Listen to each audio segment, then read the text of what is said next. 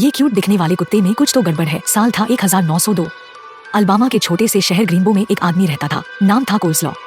कोल की जिंदगी उस वक्त वीरान थी। 1 साल पहले ही उसकी प्यारी पत्नी की मौत हो चुकी थी और वह गहरे अकेलेपन में ढल चुका था। एक दिन वह अपने लोकल मार्केट घूम रहा था, तभी उसकी नजर एक कुत्ते पर पड़ी जो बिक रहा था। कोल ने बिना ज्यादा सोचे उस कुत्ते को खरीद लिया। घर आकर उसने उस कुत्ते का नाम रखा मिस्टर टूना। शुरुआत में सब कुछ सामान्य लगा। मिस्टर टूना शांत और चुपचाप था, पर धीरे धीरे गांव के लोग कुछ अजीब महसूस करने लगे। उसके चेहरे में कोई बात थी जो इंसानी सी लगती थी। उसकी आंखों में एक अजीब चमक थी जो किसी जानवर की आंखों जैसी नहीं थी। कुछ लोगों ने देखा कि वह बहुत ही असामान्य ढंग से चलता है और रात के सन्नाटे में कुछ ने उसे खिड़की के पास 2 पैरों पर खड़ा देखा और घूरकर घर के बाहर देखने वालों को घूरता रहा। पर कोल के लिए मिस्टर टूना सिर्फ एक साथी था, उसकी तन्हाई का सहारा।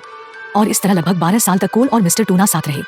फिर आया सन 1914। एक दिन कोल्सलॉ अपने ही घर के अंदर मृत पाया गया। मौत का तरीका अजीब था, कुछ ऐसा कि पुलिस भी चकित रह गई। जब अधिकारियों ने घर की तलाशी ली तो उन्होंने बैक बेडरूम में एक दृश्य देखा जिसे पचा पाना मुश्किल था। वहाँ मिस्टर टूना 2 पैरों पर खड़ा था, ठीक वैसे ही जैसे लोग खड़े होते हैं। वह भौंक रहा था, पर वह सामान्य कुत्ते जैसी भौंक नहीं थी। आवाज भारी और इंसानी टोन में थी, एक गहरी मर्दाना आवाज में भौंकना। अफसरों ने नजदीक जाकर उसे पकड़ने की कोशिश की। लंबे संघर्ष के बाद उन्होंने उस पर से कपड़े हटाए और सामने आया सच्चा चेहरा। वह कोई जानवर नहीं था, उस कुत्ते के अंदर एक इंसान छिपा हुआ था।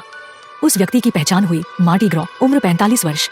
जांच में पता चला कि मार्टी पहले भी कई लोगों के घरों में इसी तरह किसी पालतू के रूप में घुसा करता था और उसके साथ जुड़े हुए अपराध सदियों से छिपे हुए थे। कोल सिर्फ एक और शिकार बन चुका था। तो अगली बार अगर कोई कुत्ता तुम्हें ज्यादा अजीब लगे, याद रखना, हो सकता है वो कुत्ता बिल्कुल न हो। अब सोचो, अगर मिस्टर टूना तुम्हारे सामने आ जाए, तुम क्या करोगे? कमेंट्स में बताओ। और ऐसे ही डरावनी कहानियों के लिए चैनल को सब्सक्राइब करना मत भूलना।